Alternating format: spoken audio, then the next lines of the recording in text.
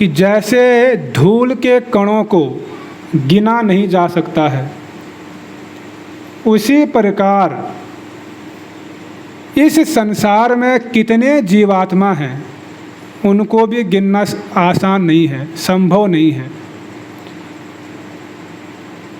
इतने जीव हैं यहाँ पर, धूल के कणों को नहीं गिना जा सकता है।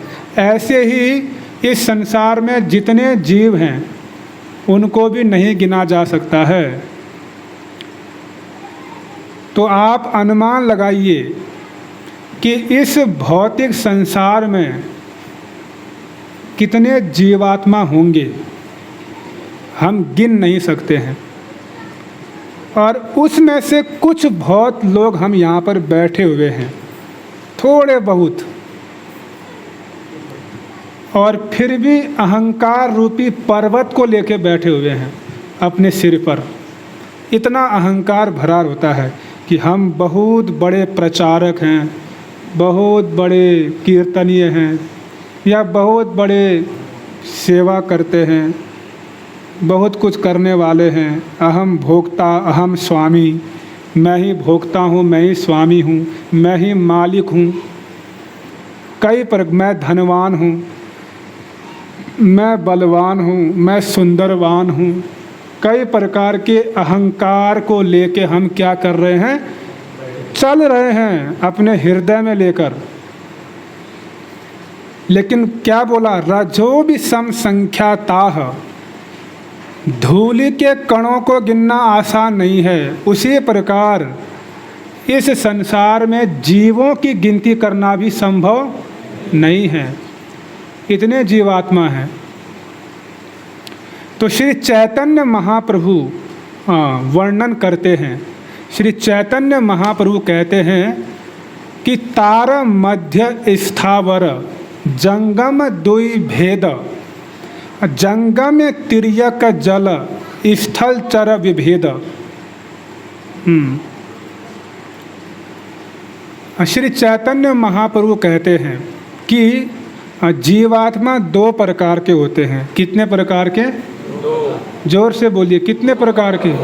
जीवात्मा दो प्रकार के हैं। आप कौन है? जीवात्मा है क्या? आप समझते जीवात्मा क्या है? हम आत्मा हैं। क्या है? आत्मा।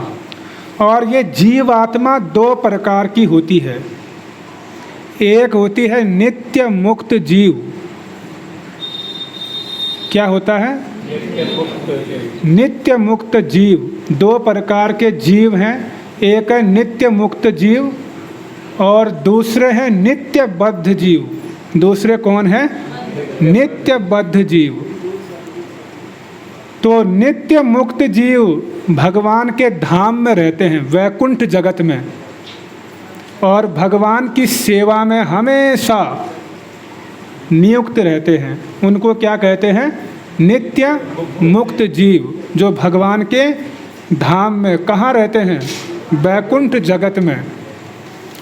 और दूसरे होते हैं नित्य बद्ध जीव, जो इस भौतिक संसार में रहते हैं, जिसमें हम लोग आते हैं।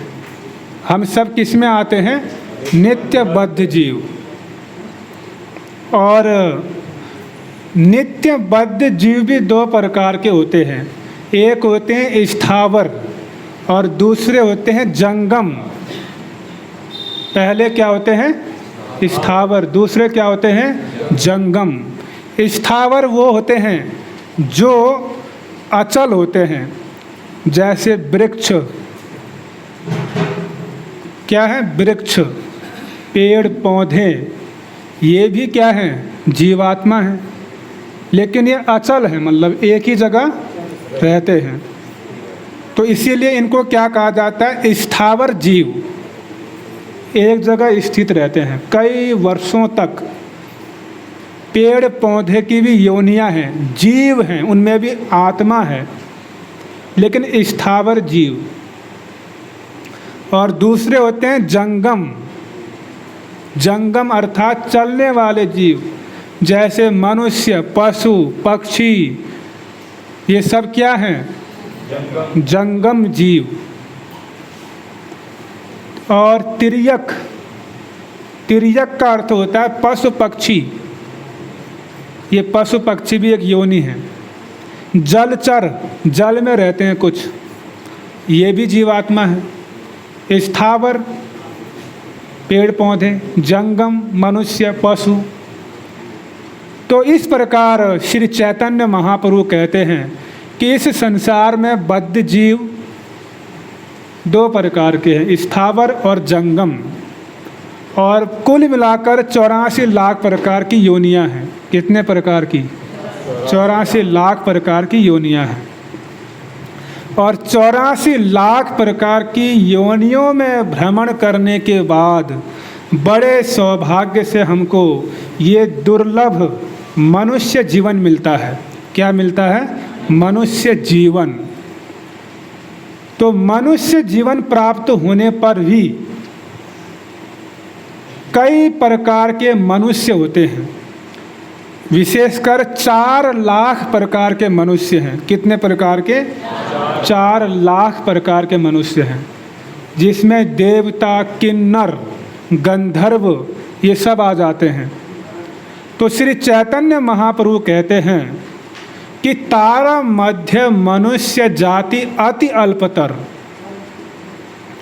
84 लाख प्रकार की योनियों में जो मनुष्य योनि है वो बहुत कम है, बहुत कम। और मनुष्य जीवन, मनुष्य इतने कम हैं, उसमें से अधिकतर कैसे हैं? इसके लिए महाप्रभु कहते हैं कि तार मध्य मलेच्छ पुलिंद बौद्ध सबर।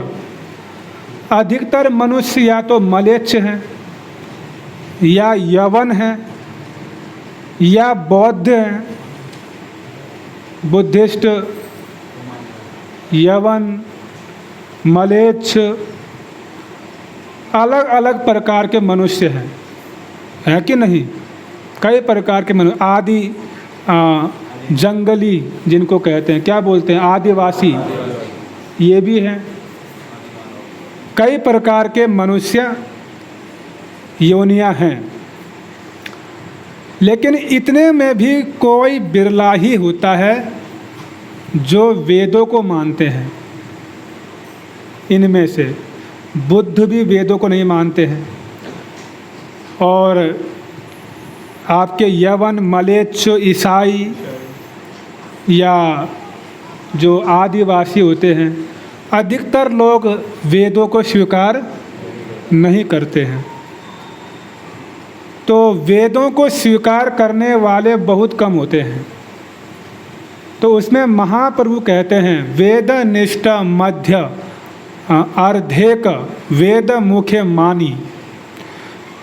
वेदों को मानने वाले बहुत कम हैं।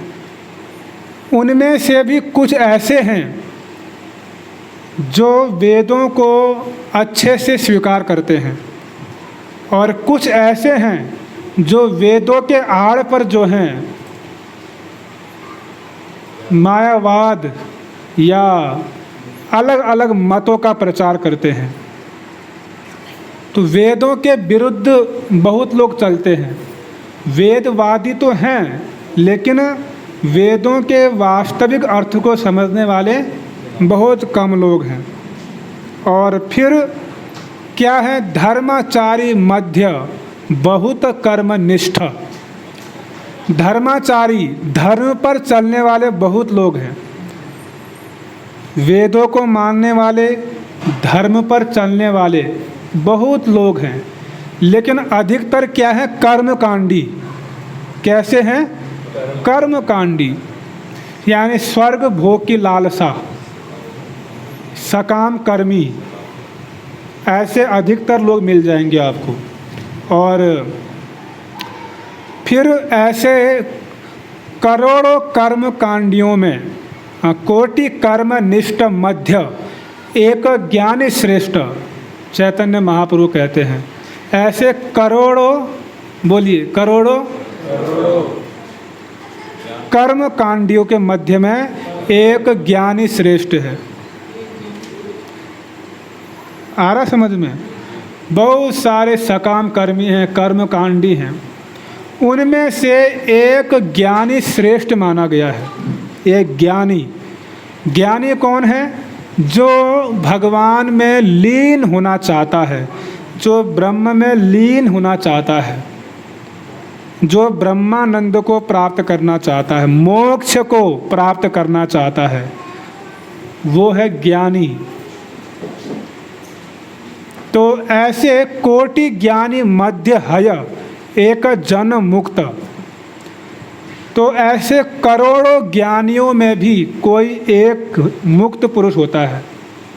ऐसे करोड़ों ज्ञानियों में कोई एक मुक्त पुरुष होता है। अब कोटि मुक्त मध्य दुर्लभ एक कृष्ण भक्त।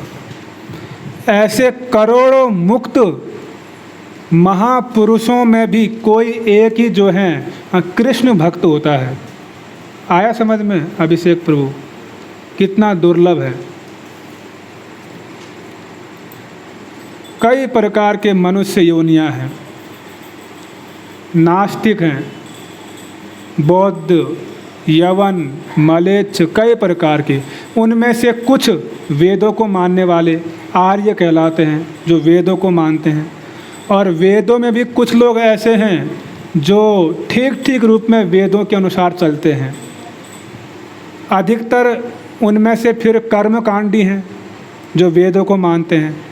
उन कर्मकांडियों में से कोई एक ज्ञानी होता है, और उस करोड़ों ज्ञानियों में कोई एक मुक्त पुरुष होता है। ऐसे करोड़ों मुक्त पुरुषों में एक कृष्ण भक्त निकलता है। आया समझ में? आ रहा समझ में आप लोगों को? इसीलिए भगवान ने गीता में कहा कि बहुनाम जन्म नामन्ते ज्ञान वानमाम प्रपद्यते वासुदेव सर्वमिति स महात्मासु दुर्लभः। कि हजारों हजारों जन्मों के बाद कोई दुर्लभ व्यक्ति ही जो है मुझ वासुदेव को जान पाता है। कोई दुर्लभ, सब महात्मासु दुर्लभः। तो भगवान कृष्ण का भक्त बनना इतना दुर्लभ है। आप भटक जाओगे, फंस जाओगे। कितने कर्मकांडी हैं, कितने ज्ञानी हैं, कितने मुक्त पुरुष हैं, उनमें से कोई एक, कितने नारायण के भक्त भी हैं। ऐसे करोड़ों नारायण के भक्तों में एक कृष्ण भक्त होता है।